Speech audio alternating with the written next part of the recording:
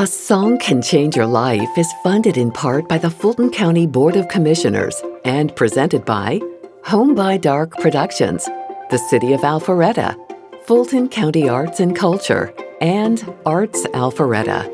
A Song Can Change Your Life is recorded in the Black Box at the Alpharetta Arts Center, located at 238 Canton Street, Alpharetta. To learn more about our programs and events at the Alpharetta Arts Center, go to alpharetta.ga.us and search Arts Center, or click the link located on our website, asongcanchangeyourlife.com.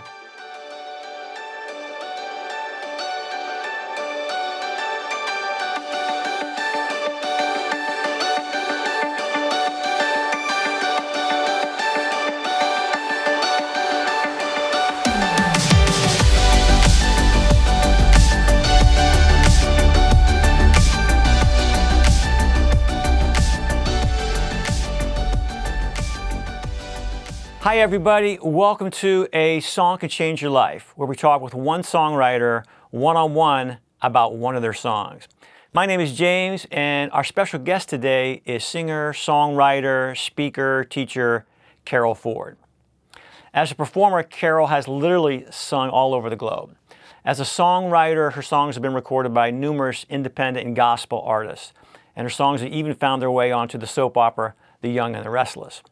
On today's episode of A Song Can Change Your Life, Carole and I sit down and talk about her growing up in Macon, Georgia, the circumstances that brought her to Atlanta, and we'll take a deep dive into her song, Southern Girls. But before we sit down and have our conversation, I'd love for you to hear Carole sing. So let's go to the Black Box at the Alpharetta Arts Center and listen to my very talented friend, Carole Ford.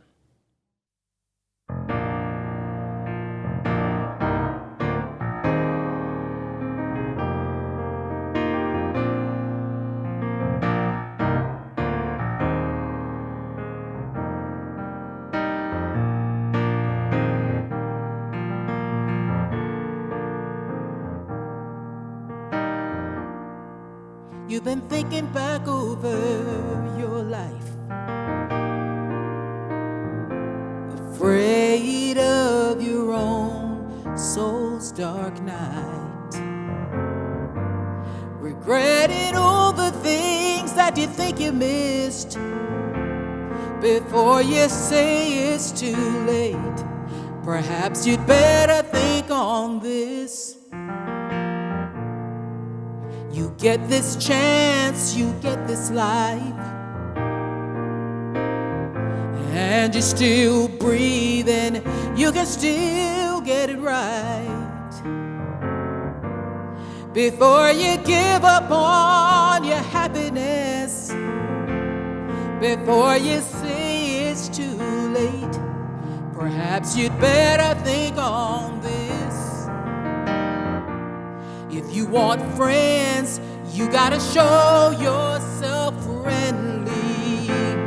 You want to be wise, you may have to run with a little different crowd. You want to be trusted, you want to be treasured. Well, when it's all said and done, if you want real love, you gotta give some to get some.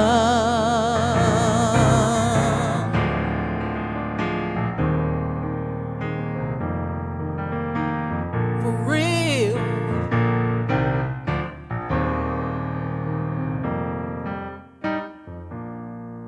You've made a science out of heartbreak. Repeat and measure your own worst mistakes. You keep a catalog, you make a checklist before you write the whole thing off. Perhaps you'd better think on this. Every day we live is a gift from God. Every day we waste has got to break his heart.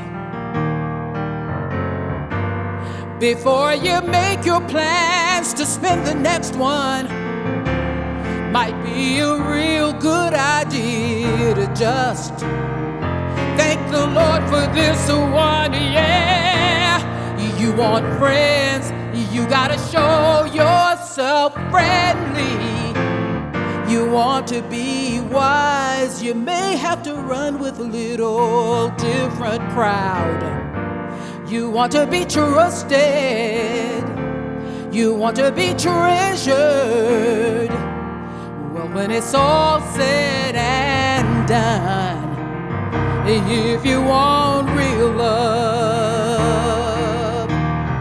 this is what you gotta do, yeah, yeah. You want friends, show yourself friendly. You want to be wise, may have to run with a little different crowd. You want to be trusted, you want to be treasured. Well, when it's all said and done, if you want real love, you gotta give some to get some.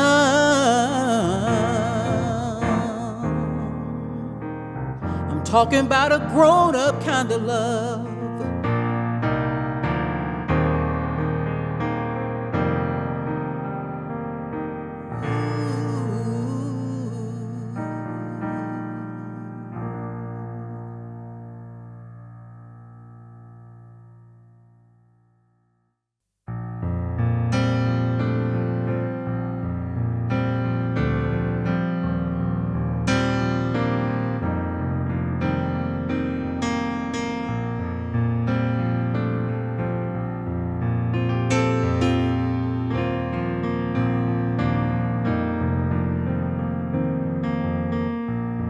I see the lines in my looking glass. Who thought that time could fly so fast?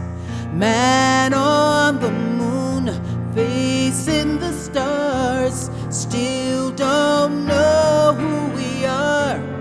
The true condition of man is the same through the ages, dying for love that he can't get enough of. You hold your breath, you turn the pages now. A familiar face got a stranger's touch. Could it be that we have changed so much? I took a turn, you moved ahead. I hear you call, but you run instead of having all the love that you crave through the ages. Surrounding yourself with the love there's enough of. You say that things have changed, and I know that things have changed, but I also know the more things change, one thing remains. God has a love with your name on it. It's a love so good, a love so much. He's not out of reach, you're just out of touch. He's only your call away.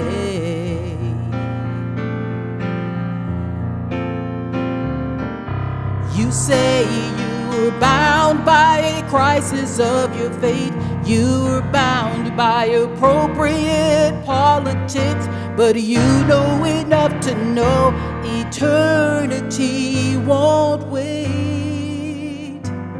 You've wanted a second chance, this is it. No smoke, no mirrors, no tricks. He longs to you, and in his arms stretched wide, he was thinking of only you as he died. He was never afraid, he was always persuaded one day you would hear his voice and abide in a love he knew you would crave through the ages, in a love he knew there'd be more than enough of in a love that's stronger than anything that you've gone through, in a love that is stronger than you too. 'Cause things will change, they're bound to change, but God has a love with your name on it. It's a love so good, it's a love so much. Within your reach is your Father's touch. Things will change, but God has a love with your name on it. Things will change, but God has a love just for you. He loves you, He loves you. Oh, how He loves you. Oh, how much He loves you. Oh, how He loves you. No matter what changes, God's love remains. God's love remains the same. The same.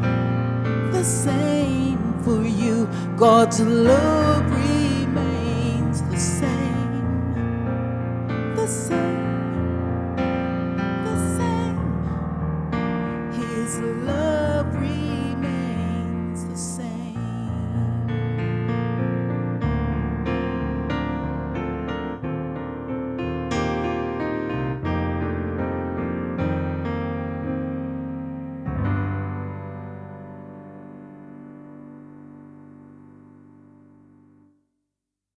Carole Ford, welcome to A Song Could Change Your Life, my friend. I'm glad you're here. Thank you, James Casto. You know, I can't say this about everybody, but I've known you well over half my life. Yes. And I can't remember, like certain family members, I can't remember the first time I met them.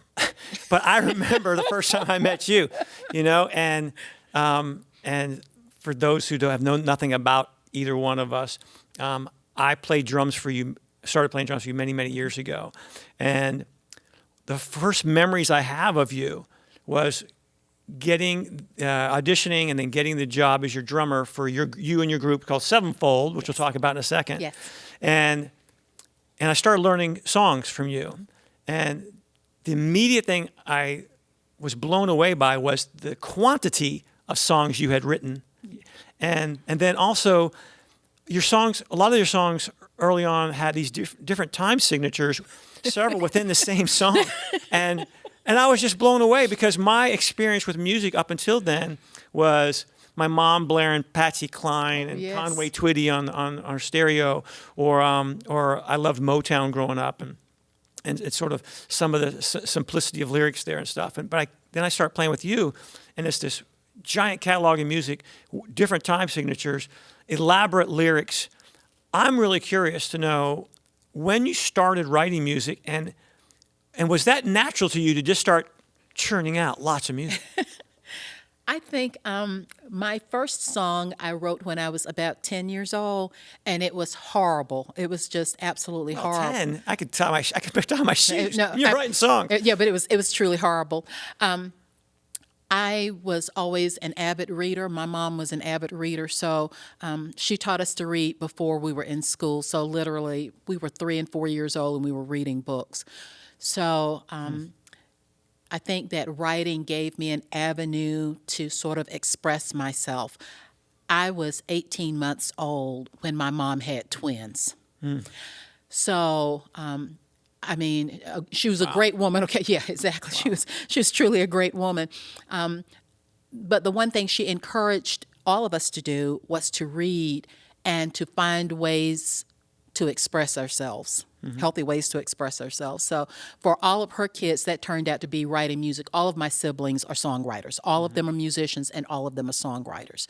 So I started when I was about 10, took a little break, and, when I was in the tween years, sort of did that, thoughtful poetry, tween poetry. Yes. And then when I was in high school, basically started writing because it was kind of the thing to do. You know, I had a girlfriend who said, "Hey, Carole, you know, you ought to put these poems to music."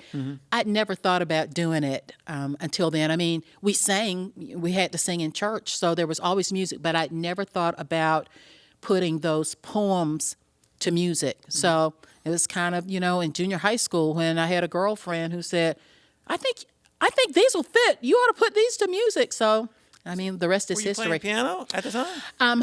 I was playing guitar then. I took organ when I was young. Just had a horrible, mean organ teacher. And I was not... Organ?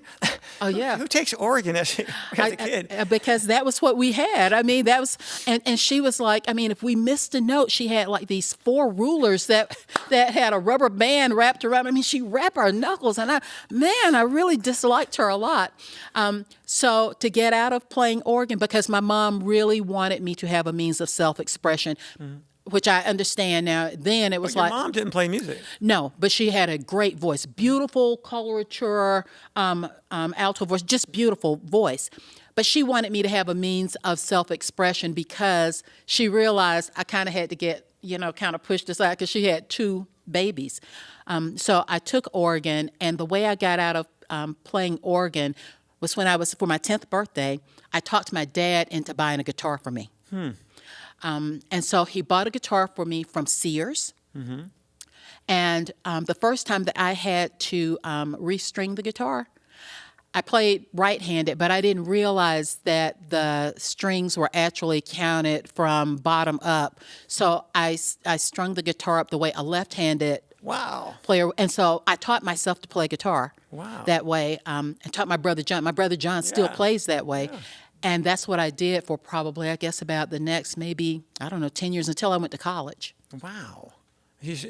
So you self-taught yourself guitar backwards. Yes. That's awesome. Why do anything easy, James? That's awesome. But so you started picking up guitar, and then your girlfriend says, "Hey, put some of your poems to music." So you just sat down. And did anybody mentor you at the time, or was it just you sort of it sounded right? And maybe that's where you had no rules. Yes. And so that's why you came up with these time signatures that drive drummers crazy. and some songs, like your choruses, like they don't mimic the same lyrics chorus to every chorus. But it's because, in part, I'm guessing because you didn't have that someone saying, "Hey, no, it's got to be A, B, A, B, A, B." Yeah. Yeah. Also, at the time, I was more concerned with the lyrics. The music was just a means to serve the lyrics. Right. So that's what I did. And then, later on, as people were saying, "Wow, Carole, I really like that song," and I would get to, sing somewhere outside of church occasionally. And that meant, even though I'm a Pentecostal girl, grew up in Pentecostal church, my first performances of my music were actually in Catholic churches for folk mass. Oh, yeah. And I went to Catholic school early on because it was the strictest school my mom could find to put me in. There were no Pentecostal schools. So she said, "I'm going to put her over there with those Sisters of No Mercy." And that's where I wound up. Sisters of No Mercy. So you're going to a strict Catholic school. Yeah. And you're also getting beat on the knuckles by an organ teacher. Yeah, that was later on. Yeah, I was out of Catholic school then. Man, but the tradition continued. So you made it out, man. Wow. And all that was in Macon, Georgia. Yes. Macon, Georgia. So, but then you end up, so you start that path musically. And then at what age did you migrate to Atlanta to play? I went to college in Atlanta. I was 16 when I went to college. In hindsight, I would probably not have done that, but it was actually the only way that I could really run away from home. So you graduated high school at 16? Yes. Wow. Yes. So I went to school in Atlanta, went to Spelman, and at that time, I sort of started playing piano accidentally. I was singing. There was a campus gospel group called Atlanta Gospel Movement, and it included folks from all of the AU Center. We were about to do a spring tour, and our piano player, a brilliant young man. He was not a student in the AU Center. I mean, that kind of brilliance that, I mean, is unearthly, okay, is otherworldly. Broke up with his girlfriend, and so he was heartbroken. And we were scheduled to go on tour, so they were actually asking, who among the vocalists can play piano. We're trying to, farm out the songs that we've got to play. And one of my roommates said, Carole can play piano. Yes, saw that bus coming and pushed me right up under it. It's like, no, I don't play piano. She says, yes, you do.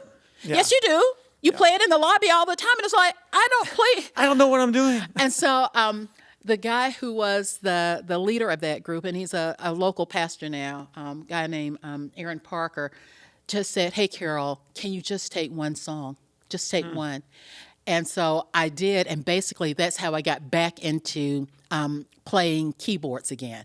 I had never actually played piano. I played organ, played Were B3. you reading music at the time, or were you just playing? Yeah, I read then. Now, I don't read scores anymore. I mean, barely. I barely sight read because all of us read charts now. But at that time, I was. But there were no charts for this stuff because the young man who was playing did these fabulous arrangements. So, talk about, you are being baptized by fire right now, little girl. So that's what I did, and just kind of got back into it. And around that time, I started listening to Joni Mitchell. And that's all I listened to was Joni Mitchell. That was sort of a seminal moment that kind of knocked you out. Yes. Oh, songwriting is like a legit deal. Yes. Because, and I still feel this way about her music. Joni Mitchell's writing to me she wrote sort of like the prophets and the psalmist in the Bible. And I was just amazed that somebody could write those kinds of lyrics, put it with that kind of music, and it worked. And I can honestly say her songs were, oh my goodness, her songs were just everything I ever wanted to say and couldn't say. She wrote every single thing I ever wanted to say in my whole life and couldn't say. And there it was, she did it. That's the beauty of songwriting, isn't it? That that really hits people. Is when you hear someone, a songwriter, sing something that you thought was just you. Yes. But they're voicing what's inside you. Yes. That's a powerful thing, isn't it? Yes, it is. Yes, it is. Very much so. Man. So you go to Spelman, you start playing piano. Did you then start moving your poems, stuff you were writing, from sort of writing it on guitar to going to piano? I did. After that, almost everything that I wrote was for piano. I was doing it on the down low because I didn't play piano very well. I hadn't, I barely played keyboards anymore at all. But that was what I worked on, and I was very focused. I was very diligent about it. Back in the day, songwriters sort of did this kind of songwriting factory kind of thing. Sure, yeah. And that was the way I approached songwriting. I literally wrote every day. Doesn't mean I wrote something good every day, okay? Were your aspirations at that point, were you thinking of, I want to do this for a living, or you just want to express yourself? Was there any commercial side of that said, man, I think it'd be cool. No. I want to be a Joni Mitchell. No. I think I was just, remember when I went to college, I was 16, and I just had a lot of, I won't just say teenage angst. I just had a lot of angst, period. So I think that I was just trying to sort of, exercise. I won't say demons, but I was just trying to exercise that angst. And I found that when I wrote it, a lot of people journal for that reason. Right. And now that I look back on it, probably would have been easier if I had just journaled. But I found that once I got it out of me, I just felt better. I did not know that anybody could sing that stuff. And, I was still, in the Pentecostal church where, when we were kids, Andre Crouch was considered outlandish, Sure. Okay? Yeah, sure. And in fact, we actually got kicked out of church on a Sunday morning for singing Andre Crouch songs, okay? So I hear you. That's right.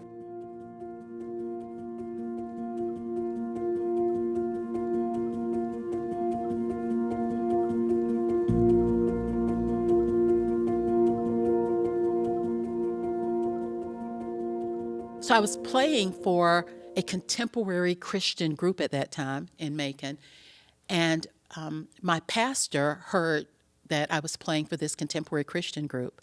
And he called my mom and he said, Mother Ford, and that's kind of the, how we refer to one another in Church of God in Christ. He said, Mother Ford, I heard that Carolyn is playing for another group. We need a youth choir at church. I want Carolyn to come and play for youth choir. And Didn't go to you, went to your mom. absolutely. And you have to remember, by this time I was about 18 years old, but I had only been a Christian for about 4 years. Well, not quite 4 years, okay? And I remember thinking when my mom came to me and said, Carole, pastor calls and he wants you to go and play for a youth choir at church. I remember saying, oh God, am I being punished for something? Literally being punished. And, and my baby sister, Vanessa, everybody knows Vanessa, of course, from Home by Dark. And so she thought that was just hysterical. And so my mom said, and you're going with her. So it's like, I had to do that. And so my kid brother John was playing guitar, and his best friend Jack Street, fabulous, incredible, otherworldly bass player who has gone to heaven now. But we were all of us were kids together, so they were best friends. And so the church got John and Jack to play guitar. And of course they're going to play, because, guitars, they'll play it anywhere. So I went to pick up Jack for rehearsal at the church, and Jack's 3 sisters were there, and their mom, Mama Street, said, hey, Carolyn, I want my girls to sing in that choir you're starting at the church. I remember the look, especially on Jacqueline's face. It was like, am I being punished for something? So we all got in the car. I had this Ford Fairlane, so we're all in the car by that time. We're going to rehearse. None of us want to be there. I think I was the only one who was a Christian at that time. 5 you girls and two guys. Yeah. All in my Ford. And so we all go to rehearsal. And by that time, Charlotte's mom, Charlotte went to the same church as us. So Charlotte is your... Charlotte is a best friend of all of ours, okay? Gotcha. So we're talking about 3 sets of sisters. Yes. So Charlotte and her sister Alice went to church, the same church that we attended. So Charlotte's mom called my mom and said, hey, Mother Ford, I want my girls to sing in that group that Carol's playing for. And so in the same Ford, we all got to pile in here. So I pull up to their house, and I remember, they were like, this is the worst day of my life. We're going to need a bigger car. No, at that point, we didn't have seatbelts or anything. So it's like, you just piled up. So literally, we were all singing because our mom said, you got to go and sing. That's funny. But sometimes, every once in a while, I would maybe play something that I had written while I was waiting for the guys to, because it took them forever. You know how it is with drummers and, guitarists and everything. They had these big, giant PV amps and, and stuff. So sometimes I would just play something that I had written. And Vanessa, one of the girls, would go, well, what is that? And I would say, oh, it's just something that I've written. And so they say, well, maybe we could sing that. Mm-hmm. Well, we couldn't sing it for church, but we'd rehearse at my mom's house. And I would just teach them the stuff that I had written. They were fearless vocally because they didn't know any better. So now I had somebody to write for. And I can honestly say, ever since that time, probably 95% of everything I ever write, I write with Sevenfold in my, yes. So that was the beginning of Sevenfold. Yes. And that's the group I first encountered you with. Yes. I started playing drums for. Yes. That's a great story. Well, it is now. At the time, we were just, we're being punished. That's awesome. And so Sevenfold is who I first came in touch with all those years ago. Yeah. And that's so now you had an outlet for the stuff you're writing. Yeah. You had a target of who could sing it. Yeah. And it's been great. And just this year, because that was decades ago, you guys just put out a new project called Streets of Brooklyn. And it's a great story in and of itself. It was recorded years ago, I guess in the 80s, and the tapes got lost, or you guys, I don't know what you're going through legally with the group or whatever. Oh, no, I think everybody just decided, everybody had a case of senior panic. We all need to get married right this minute. Yeah, and we're done. So it sat in a cardboard box, and then it got resurrected. And because of you. Well, it reminded me of these songs of just first meeting you ladies and how cool it was, because no one was sounding like that. No one wrote songs like that. So now it's out in the world, sevenfold, and you guys are in sort of a little different iteration of sevenfold. Are still singing and doing great things and stuff on the road. And so you have stuff in the future. And one of the songs that you did back when I was playing with you years ago is one that you're going to do sort of resurrect as well coming up soon, but called Southern Girls. Yes. And that's the song I wanted to dig into a little bit today on A Song Can Change Your Life. And it's just great. You know, it much like some of our other songwriters, you've captured a bit of a sense of place. So tell us, before I go into some of the lyrics here, what is Southern Girls about? Why did you write it? Well, I am a Southern girl. Yeah. And growing up in the South, I found that people, and that means everybody who is outside of the South, whether they have, they are now in the South because they're living here. We went through a period where everybody was moving to Atlanta, or if we went to places, had these stereotypes in their head with regards to Southern girls, that you were either, I've said it before, that either you were very slow, You sat under magnolia trees with your dresses billowing in the breeze. Yes. I mean, if you were a white girl, they assumed that you were like a character out of Gone with the Wind, like Scarlett O'Hara, back and forth on the swing with a big hoop skirt, or if you were a black girl, they thought that you were either Prissy or Mammy out of Gone with the Wind. Yeah. So it was always this stereotype that you were fighting. And it didn't matter how intelligent you were, how gifted you were. There was always this assumption that you were either just really, really slow or you were really, really fast. But but either way, it was kind of like you just couldn't escape that.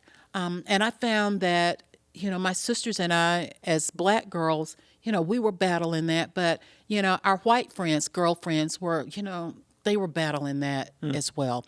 And so this was kind of the, this was the statement, this was the anthem, that I'm not going to live this way. I'm not going to stay here in the South where you want to make sure I stay that way. I'm going to escape from all of it. And while I'm escaping from all of it, I'm going to get out from under that Jesus stuff too. Because when we grew up, there were people who used Jesus to kind of beat us down, to beat you into submission, and most of us knew Bible chapter and verse because when we were growing up, everybody went to church. Right. I cannot imagine what would have happened if one of our parents had asked us if we wanted to go to church. I wouldn't have known how. Is it a trick question? There's no option here. No, there were no, exactly. So we didn't have that option. We knew a lot about the Bible, but in reality, because we had not had a personal relationship with Jesus, we really didn't know Jesus. We just knew a lot about the Bible. We knew a lot about the people who seemed to use the Bible to beat us down. And that was not everybody. That wasn't everybody, but, a lot of people did, Yeah. So that's what that song was about, just trying to escape that stereotype. And that included escaping that Jesus thing. And in reality, we found that our liberation was in knowing Jesus. The first true male feminist I ever really met was Jesus. When I look in the Bible, Jesus was never condescending to women. He never put women down. Never. Not one single time. So that's what that song is about, is how we came into our liberation and into ourselves, into knowledge of who we were and what we could be, and being comfortable in our own skin, owning who we were as Southern girls, because we found freedom and we found empowerment through a relationship with Jesus. Well, you wrote this years ago. Yes, I did. And so at the time you wrote it, did anybody who took time to sort of listen to lyrics or read lyrics, did you get any pushback from? Boy, we didn't do that song in public. I heard it. I played it. I don't know where we played it. Okay, but- no, but that by the time we got to Atlanta and done, and by the time you heard it, that song was maybe, I don't know, it was old because that song is about 40 years old actually. Man. So by the time we got there, we had a place where we could do contemporary music and music that we were writing. But growing up, oh my goodness, no, we didn't do that song. We didn't do that song in public. Did your mom ever give you commentary on this? My mom liked that song. Yeah. Yes. Yeah. Yes. So my mom was very different. Okay. She was, and in fact, all of our moms were very, very different in that, they didn't think we could make a living making music. So they didn't want us to take it too far, but they always encouraged us to do what we wrote. My mom wrote a letter to me that I still have. She gave it to me, I don't know, maybe about 15, 20 years ago. But she just wrote me this letter, and she used to call me B, and she said, your music was always about 20 or 30 years ahead of its time. She was saying, don't give up on it. And so that was the same with Mama Reed and Mama Street. And your own mother. I mean, when we were here, we rehearsed in your basement. And I always envied your mother's collection of country music, okay? Oh, my goodness. Your mom had the best collection of country music. But, the women who encouraged us, I mean, I just think that's really, really powerful. Those were the people who said, do it. I'm going to help you do it. The reason we rehearsed in your mom's basement was because she wanted to help us to do it. Yeah. So yes, our moms, we had very different moms who said, no, do this, do this. Yeah, so that chorus is one of the choruses here. One of the choruses. So you're right. So don't come on me with that Jesus stuff. I've heard all my life and I've had enough. I know the Bible through and through and through. To you, I'm headed for the northern lights. You see, and everyone will recognize the talent in me. And you aren't. At first glance, someone may look at that and go, "Oh, she's writing that from a musician," but you're talking about intellect. Yes, exactly. And capability. Exactly. And no one will know unless I choose to tell them so, that I'm a Southern girl. Yes. I mean, it's a defiant. That's defiant. Yes. And I think it's back when you wrote, it's pretty radical. Yeah. But you guys are about to re-record this, aren't you? Yes. In fact, I'm thinking, I hope I'm not speaking out of turn and my sisters won't get mad at me, but I actually think that that's going to be the title cut from the new CD. We're going to go to work on that first quarter of next year. Well, that's cool. And what I like about it, because not everyone who listens to this and has a faith background, and, Exactly. and certainly it's not a big deal.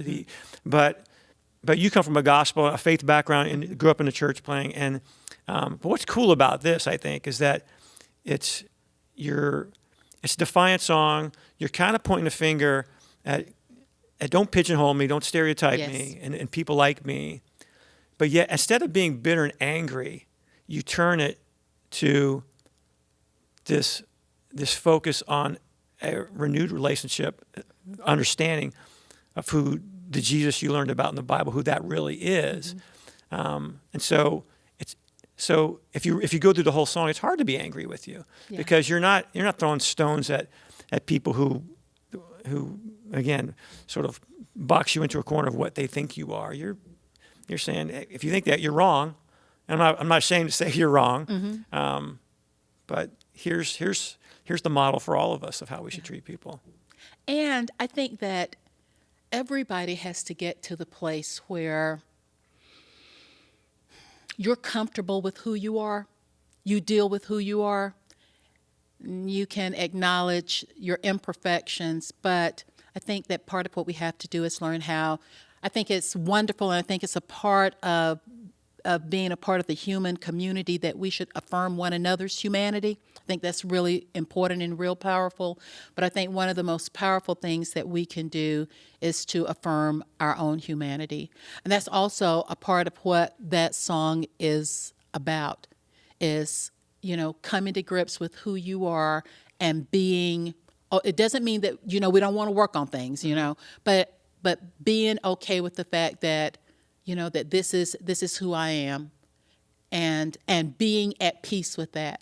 I think that there's a lot of power with being at peace with who you are, and I think it helps you to be willing to change. It gets rid of some of that fear about changing when you come to grips with the fact that my humanity is worthy.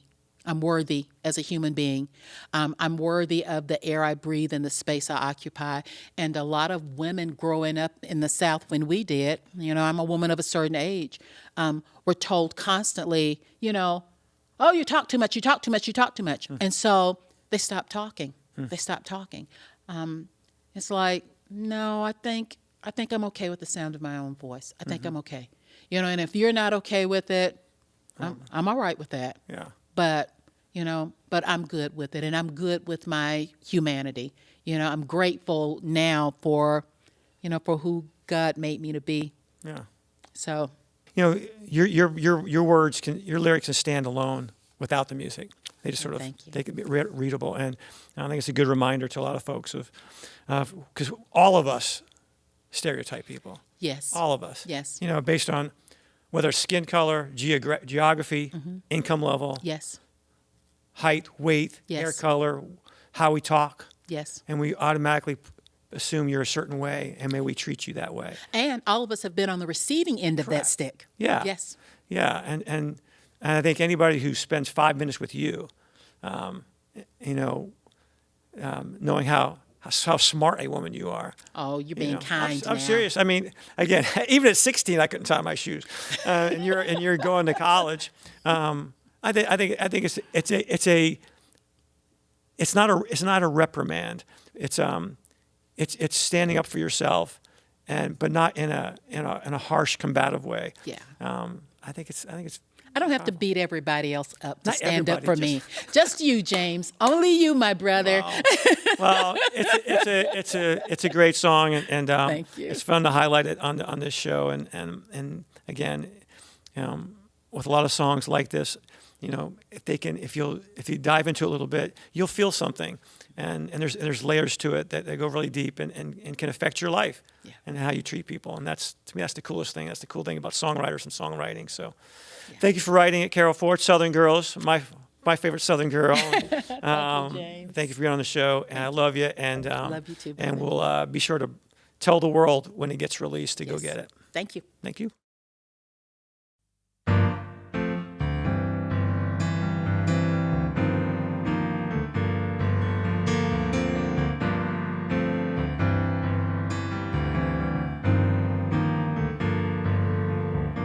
You thought they sat under magnolia trees with their dresses billowing in the breeze. You thought they never ran from Sunday school for fear of the Bible Belt. It just goes to show how very little you know about those Southern girls.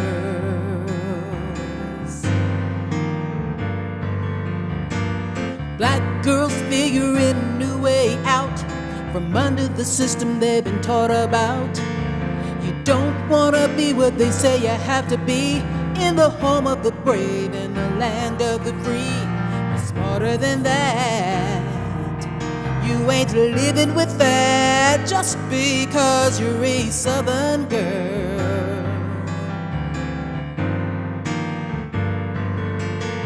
So don't come on to me with that Jesus stuff. I've heard it all my life and I've had enough. I know the Bible through and through and through, do you? I'm headed for the northern lights, you see, and everyone will recognize the talent in me, and no one will know unless I choose to tell them so, that I'm a Southern girl.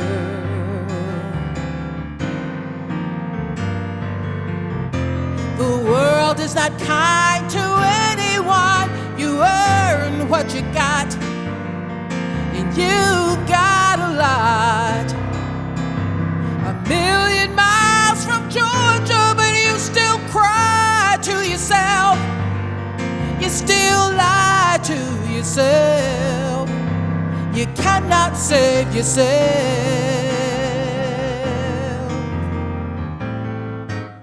The still quiet voice you hear at night when you close your piano and put out the light says Jesus is the safety that you need, and he loved you enough to bleed. Suddenly it sounds so right, the answer to the plight of a Southern girl.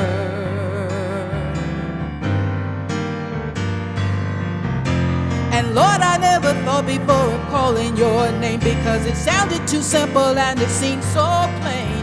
I knew the Bible through and through, but I didn't know you. Now I ask you to shine your light in me. I ask you to live your life through me, and everyone will know. I'm gonna tell them so, that Jesus saves Southern girls. He's saving Southern girls. He's saving Southern girls.